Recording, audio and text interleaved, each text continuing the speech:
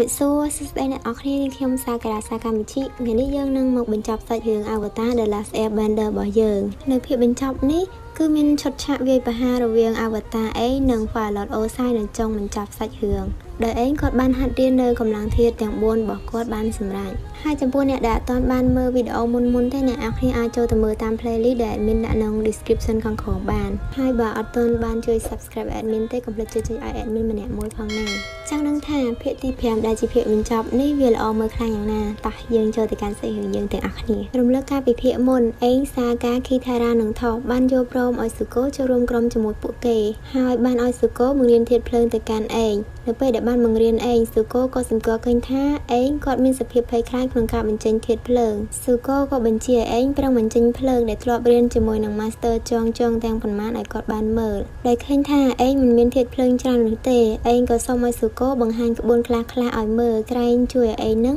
បានចាំក្បួនឡើងវិញនៅពេលដែលស៊ូកូបញ្ចេញក្បាច់យើងក៏បានឃើញថាថាមពលរបស់គាត់គឺខ្សោយជាងមុនច្រើនណាស់ហើយស៊ូកូគាត់ក៏បានដឹងថាមានរឿងអីកើតឡើងដែរនៅយប់នោះស៊ូកូក៏បានសុំអភ័យទោសទៅកាន់គ្រប់គ្នាដោយនិយាយថាគាត់បាត់បង់ថាមពលធាតុភ្លើងរបស់គាត់ហើយនៅពេលនេះអេងក៏បានគិតថាប្រហែលជាស៊ូកូលែងមានកំហឹងដែលជាហេតុធ្វើឲ្យធាតុភ្លើងក្នុងខ្លួនរបស់គាត់នឹងចុះខ្សោយវាដូចពេលដែលស៊ូកូធ្វើជាមនុស្សខកការពីលើកមុននោះទេគឺភ្លើងរបស់គាត់ឆេះខ្លាំងដោយសារតែគាត់មានកំហឹងសារការលើអញ្ចឹងក៏ចាប់ផ្ដើមធ្វើឲ្យស៊ូកូខឹងដើម្បីឲ្យស៊ូកូនឹងប្រើធាតុភ្លើងរបស់គាត់ខ្លាំងដូចមុនសារការក៏បានយកស្រោមដាវរបស់គាត់នឹងឆ្កឹះស៊ូកូទឹក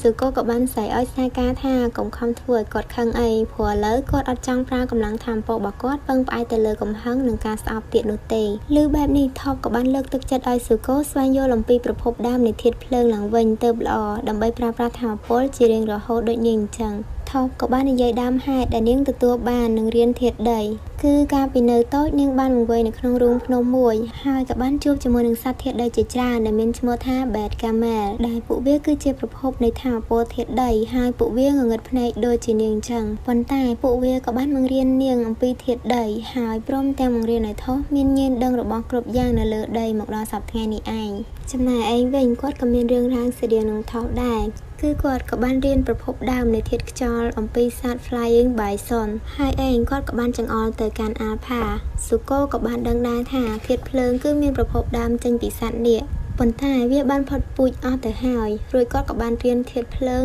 ចេញពីពូរបស់គាត់ដែលមានឈ្មោះថា Iroh នឹងឯងដែលហេតុនេះស៊ូកូចាំបាច់ត្រូវរកវិធីផ្សេងទៀតដើម្បីនាំថាមពលរបស់គាត់ត្រឡប់មកវិញនិងរកគ្រូដើម្បីបង្រៀនឯងដូចគ្នាស៊ូកូគាត់ក៏បានប្រាប់ទៅកាន់ឯងអំពីអរិយធម៌បុរាណមួយដែលបានបាត់បង់អស់រយៈពេលជាង 1000 ឆ្នាំមកហើយដែលវាមានឈ្មោះថា Sunvarian ដោយសង្ឃឹមថាថាមពលនៃអរិយធម៌ប្រាសាទនោះអាចនឹងផ្ដល់នូវប្រភពធាតុភ្លើងជំនួសដល់ពួកគេទាំងពីរនាក់ស៊ូកូនិងឯងក៏បានជិះ Alpha ហោះទៅកាន់ប្រាសាទ Sunvarian ហើយនៅពេលទៅដល់ពួកគេក៏បានធ្វើការស្វែងយល់អំពីរូបភាពនៅលើប្រាសាទទាំងអស់នោះនៅពេលដែលដើរសុកឯងក៏បានដើរប៉ះចំអន្ទាក់ដែលធ្វើឲ្យឯងប៊ីនឹងស្លាប់ទៅហើយស៊ូកូភ្ញាក់ផ្អើលយ៉ាងខ្លាំងមិននឹកស្មានថាអន្ទាក់ទាំងអស់នឹងនៅដំណើរការសោះព្រោះថាមកដល់ពេលហ្នឹងគឺវាមានអាយុកាលជាង 1000 ឆ្នាំទៅហើយដែលគេទុកចោលបន្ទាប់មកឯងស៊ូកូក៏បានធ្វើដំណើរទៅដល់មាត់ទ្វារបិទជិតមួយដែលមានត្បូងព្រះអាទិត្យមួយគ្រាប់នៅចំពីលើស៊ូកូក៏បានប្រើដៃរបស់គាត់ដាក់ឲ្យចាំងផ្លាតពន្លឺព្រះអាទិត្យចូលទៅកាន់ត្បូងមួយនោះហើយច្រកទ្វារទីនោះក៏ត្រូវបានបើកពួកគេក៏បានចូលទៅមើលនៅខាងក្នុងឃើញថាមានរូបចម្លាក់ជាច្រើនដែលវាបានបង្ហាញអំពីក្បួនធាតុភ្លើងមួយយ៉ាងដែលគេហៅថា Dancing Dragon ឯងក៏បានឲ្យស៊ូកូរាំតាមក្បាច់ទាំងនោះជាមួយនឹងគាត់ក្រោយពីបានបញ្ចប់ការរាំតាមរូបចម្លាក់ទាំងអស់នោះភ្លាមនោះក៏មានពងពណ៌មាសមួយបានផុសនៅចំកណ្ដាលបន្ទប់មួយនោះស៊ូកូក៏បានចាប់កាន់វាមើលរំពេចនោះទ្វារនៅកន្លែងនោះក៏ត្រូវបានបិទជិតហើយក៏មានស្លាយជាច្រើនចេញពីក្រោមកន្លែងដាក់ពងនោះបានបាញ់ស៊ូកូជាប់នៅខាងលើមិនយូរប៉ុន្មានស្លាយទាំងអស់នោះក៏បានឡើងធ្វើឲ្យឯងជាប់នៅកន្លែងជាមួយនឹងស៊ូកូដូចគ្នាសំណាងល្អដែរនៅកន្លែងដែលពួកគេជាប់នឹងមានខ្យល់ចេញចូលកុំអីដែលខ្យល់ស្លាប់បាត់ទាំងពីរនាក់ក៏បានជាប់នៅកន្លែងនឹងអស់មួយល្ងាចរហូតទៅដល់យប់ក៏មានបរិសម្នាក់ដែលជាមេកលសម្ព័ន្ធនៅ Sunvarian នឹងបានមកដល់ហើយគាត់ក៏បាននាំអ្នកទាំងពីរនឹងទៅដាក់ទោសដោយគាត់បានចាត់ប្រកាន់ស៊ូកូនិងឯងថាមានបំណងចង់លួចពងមាសដែលជាទ្រព្យសម្បត្តិរបស់កលសម្ព័ន្ធរបស់ពួកគេក្រោយពីបានដឹងថាឯងគឺជាអវតារហើយពួកគេទាំងពីរនាក់មកទីនេះដើម្បីចង់រៀនពីទម្រង់ពិតនៃធាតុភ្លើងក្រុមកលសម្ព័ន្ធទាំងអស់នោះក៏បានយល់ព្រមជួយពួកគេទាំងពីរដោយនិយាយថាអ្នកទាំងពីរត្រូវទៅសុំ Master Ren and Soul ដើម្បីឲ្យគាត់បង្រៀនពីប្រភពពិតនៃធាតុភ្លើងហើយបើពួកគាត់យល់ព្រមនោះនឹងរៀនថាមពលពិតដល់ពួកគេតែបើមិនយល់ព្រមនោះទេឯងនឹងស៊ូកូនឹងត្រូវស្លាប់លុះព្រឹកឡើងមេកុលសម្ព័ន្ធព្រះអាទិត្យក៏បាននាំពួកគេទាំងពីរទៅរៀបចំពិធីសុំការបង្រៀនដោយពួកគេបានយកចំណែកនៃភ្លើងដំបូងដែលបានផ្ដល់ឲ្យមនុស្សដោយសត្វនាគឡើងទៅលើភ្នំដើម្បីទៅជួប Ran and Shaw ការធ្វើបែបនេះគឺដើម្បីបង្ហាញអំពីការតាំងចិត្តចង់រៀនរបស់ពួកគេ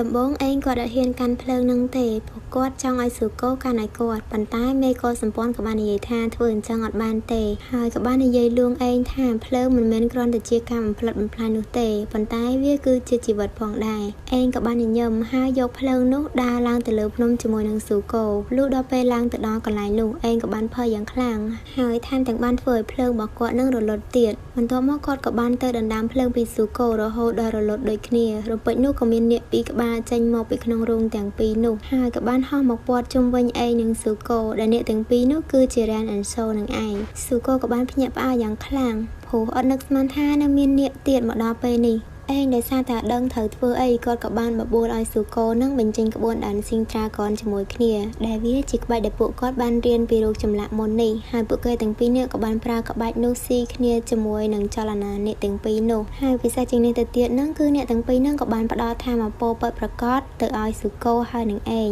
បន្ទាប់ពីនឹងហើយវាក៏បានចូលទៅក្នុងរូងរបស់ពួកវាវិញពេលដែលចង់មកខាងក្រោមវិញឯងស៊ូកូក៏អាចប្រើធាតុភ្លើងរបស់គាត់បានហើយមេកុលសម្ព័ន្ធក៏បានប្រាប់ទៅកាន់ពួកគេថាតាមពិតទៅឯរ៉ូពូរបស់ស៊ូកូនឹងបានកោស៊ូកូថានាគផុតពូជអស់គឺដោយសារតែគាត់នឹងចង់ការពារនាគដែលនៅសល់នេះកុំឲ្យបាត់បង់ទៅថ្ងៃមុខទៀតហើយថែមទាំងបានផ្ដាំពួកគេថាអត់ឲ្យយកគ្រឿងទាំងអស់នឹងទៅប្រាប់ណាគេទៀតគឺលក្ខការសម្ងាត់លុះត្រឡប់ទៅដល់កន្លែងពួកគេវិញឯងនិងស៊ូកូក៏បានបង្ហាញក្បួនធាតុភ្លើងដែលពួកគេបានរៀនឲ្យទាំងអ្នកទាំងអស់គ្នាបានមើលសាកាក៏បាននិយាយលេងសើចថាក្បាច់រំអញ្ចឹងមែនយកឈ្នះ Firelord បានស៊ូកូក៏បានព្យាយាមពន្យល់ថាវាមិនមែនជាក្បាច់រំទេប៉ុន្តែវាជាក្បួននៃប្រភពដើមរបស់ធាតុភ្លើងគីថារ៉ាក៏បានសួរទៅកាន់ស៊ូកូថាចុះក្បួននឹងគេហៅឈ្មោះថាម៉េចស៊ូកូក៏ឆ្លើយទាំងក្តុកក្តួលថាក្បាច់នាគរំអញ្ចឹងហើយសំមុខនៅប្រកែកមួយគេទៀតលុះដល់យប់ឡើងស៊ូកូក៏បានឆុងតែដែលលោកពូរបស់គាត់បង្រៀនឲ្យអ្នកនរគ្នាបានញ៉ាំសាកាក៏បានហៅស៊ូកូទៅកន្លែងស្ងាត់ដើម្បីសួរគាត់អំពីកន្លែងឃុំឃាំងអ្នកទោស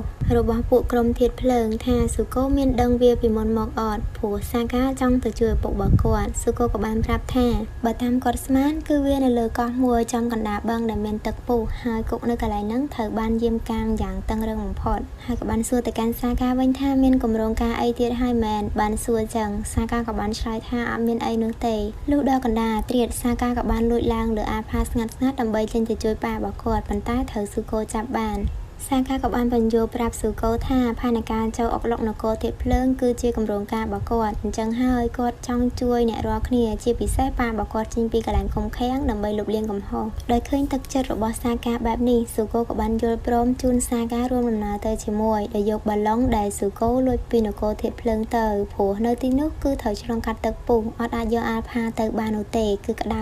ទម្រាំតែចូលទៅដល់កន្លែងនោះពួកគេបេះនឹងស្លាប់ដោយសារតែបឹងដែលមានទឹកពុះនោះបាត់ទៅហើយសូម្បីតែចំហាយក្តៅនៃទឹកបឹងនោះក៏ធ្វើឲ្យបឡុងរបស់ពួកគេនឹងខូចខ្ទេចអស់ទៀតពេលចូលទៅដល់ពួកគេក៏បានបន្លំខ្លួនធ្វើជាអ្នកយាមនៅកន្លែងនោះហើយក៏បានបែកផ្លូវគ្នាតាមរកឪពុករបស់សាកាស៊ូកូក៏បានធ្វើពុតជាសួរអ្នកយាមផ្សេងៗនៅកន្លែងញ៉ាំបាយថ្ងៃត្រង់ថាមានដឹងថាមានអ្នកទោសបានចូលលុកលុយនគរកាលពីលើកមុនមកនេះអត់ហើយពួកគេក៏បានប្រាប់ថាអត់ឃើញនោះទេស៊ូកូក៏បានយកដំណឹងនេះទៅប្រាប់សាកាដែលធ្វើឲ្យសាកាអស់សង្ឃឹមជាខ្លាំងប៉ុន្តែភ្លាមនោះសាកាក៏បានសប្បាយចិត្តវិញព្រោះតែគាត់បានឃើញអតីតក្រាបរបស់គាត់ស៊ូគីដែលជាអ្នកចម្បាំងគីយូស៊ីនឹងឯងដែលនាងក៏បានជាប់នៅកន្លែងនឹងដូចគ្នាសាកាក៏បានទៅជួបស៊ូគីនៅកន្លែងឃុំឃាំងអ្នកទោសនារីដែលគាត់បានឲ្យស៊ូកូនៅចាំមាត់ទ្វារមើលផ្លូវឲ្យគាត់ប៉ុន្តែពេលចូលទៅដល់គាត់ក៏ត្រូវស៊ូគីដាក់មួយដៃរបូតមួកព្រោះសាកានឹងចង់ថើបតែនៅពេលដឹងថាគាត់គឺជាសាកាស៊ូគីរំភើបជាខ្លាំងហើយក៏បានសាសងគ្នាថើបគ្នានៅកន្លែងហ្នឹងទៅប៉ុន្តែពេលនោះស៊ូកូក៏បានគោះទ្វារឲ្យសញ្ញាថាមានអ្នកយាមផ្សេងទៀតមកហើយតែសាកាឈ្នះតនោះទេស៊ូកូក៏បានព្យាយាមពន្យាពេលជាមួយអ្នកយាមស្រីនោះឲ្យសាកាចេញមកក្រៅតែនារីនោះក៏បានហៅសាកាឲ្យមកជួយចាប់ស៊ូកូសាកាអត់ដឹងធ្វើម៉េចក៏បានមកចាប់ស៊ូកូហើយក៏បានសឹកប្រាប់ស៊ូកូថាឲ្យទ្រាំជាប់ឃុំសិនទៅចាំគាត់រកវិធីមកជួយតាមក្រោយហើយស៊ូកូក៏ត្រូវបានគេចាប់នៅកន្លែងហ្នឹងទៅមេឆ្មាំងគុកនៅទីនោះក៏បានចូលទៅមើលស៊ូកូហើយក៏បានស្គាល់ស៊ូកូថែមទៀត ព្រោះថាមេឆ្មាំងគុកហ្នឹងគឺជាពូរបស់មេដែលជាអិចរបស់ស៊ូកូនឹងឯងហើយគាត់ក៏មានគម្រោងបញ្ជូនស៊ូកូទៅនគរវិញដើម្បីទទួលបានរង្វាន់ពី Fire Lord Osai លុះដល់ថ្ងៃបន្ទាប់ស៊ូកូសាកានិងស៊ូគីក៏បានរៀបចំគម្រោងដើម្បីរត់ចេញពីកន្លែងនោះប៉ុន្តែចៃដនក៏បានលើអ្នកយាមនិយាយថាអ្នកទោសថ្មីនឹងធ្វើដំណើរមកដល់ទីនេះក្នុងពេលឆាប់ខាងមុខលើអញ្ចឹងពួកគេក៏បានចាំអត់មើលថាមានឪពុករបស់សាកាឬទេហើយពួកគេក៏បានឃើញថាគាត់គឺជាឪពុករបស់សាកាពិតមែនដែលធ្វើឲ្យសាកានឹងសប្បាយចិត្តយ៉ាងខ្លាំងនៅពេលដែលសាកាបានទៅកន្លែងពុករបស់គាត់ប៊ីនឹងត្រូវទៀតទៅហើយប៉ុន្តែចេះបើកមុខឲ្យពុកគាត់បានឃើញតាន់ចំណែកនៅខាងស៊ូកូវិញក៏ត្រូវបានគេចាប់បានម្ដងទៀតដំណឹងនេះក៏បានលើទៅដល់អាស៊ូឡាដែលជាហេតុធ្វើឲ្យពួកគេទាំង3នាក់អាស៊ូឡាថៃលីនិងមេបានមកដល់កន្លែងនេះទាំងអស់គ្នា